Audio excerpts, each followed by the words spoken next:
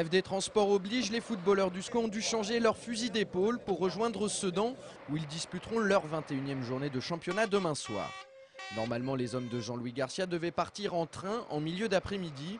Ils ont en fait quitté Angers dès 13 h en autocar.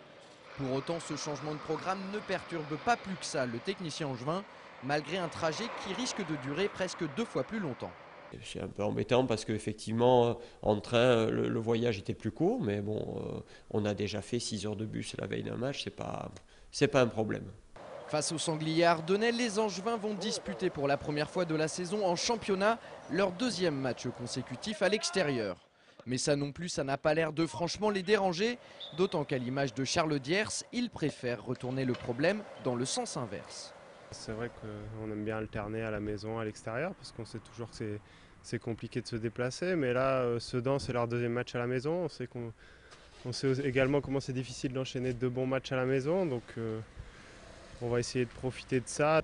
La bande à Brunel devrait surtout pouvoir profiter d'une meilleure condition physique que celle des joueurs de Landry Chauvin. Demain soir, les Sedanais vont jouer leur 3e rencontre en moins d'1 semaine. Et ça, c'est plutôt une bonne nouvelle. Sedan va jouer son 3e match en 6 jours avec des prolongations en Romorantin, match difficile contre 3. Donc on se doit d'avoir une fraîcheur physique supérieure à cette équipe et il faut que ça se traduise par des actes avec beaucoup d'intensité, beaucoup d'agressivité. Il faut véritablement que l'on étouffe cette équipe, que ce soit tactiquement et par notre engagement. A priori, les Angevins devraient donc bénéficier de l'avantage fraîcheur. Mais de leur côté, les Sedanais seront à coup sûr animés d'une motivation incommensurable, celle de faire chuter pour la première fois en 13 rencontres la formation du président Willy Bernard. Dorénavant, nous sommes attendus de partout, hein. Il ne faut pas se faire d'illusions. On fait partie des 6 prétendants là, aux 3 premières places. Donc tous les matchs vont être difficiles. En plus, on est sur une série dont tout le monde parle. Donc le levier de motivation est vite trouvé pour l'entraîneur adverse et être la première équipe à stopper la série angevine. Si on peut stopper la série angevine comme on avait stoppé celle de Boulogne il y a quelque temps, on va bien évidemment pas s'en priver, mais le plus important dans l'immédiat c'est d'enchaîner et d'engranger les points.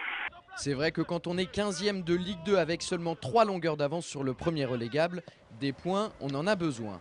Pour en prendre le plus possible face à Angers, Landry Chauvin devrait sûrement faire référence au match aller entre les 2 équipes. À Jean-Bouin, les Sedanais avaient subi une lourde défaite 3-0, un revers qu'ils n'ont pas forcément encore digéré.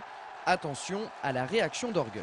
N'oublie pas non plus la leçon de réalisme qu'ils nous avaient donnée au match aller, puisque on n'avait pas eu l'impression de nous faire un mauvais match, mais c'est jusqu'à ce jour la plus grosse défaite que l'on ait eue. Et j'espère qu'on sera en mesure de montrer autre chose après-demain.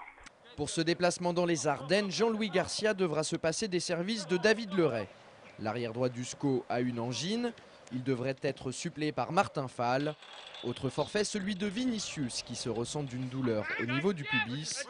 Et puis ce matin, lors de la dernière séance d'entraînement avant le départ, Paul Alouefolou a reçu un coup sur le pied. Le choc l'a contraint à quitter prématurément ses coéquipiers.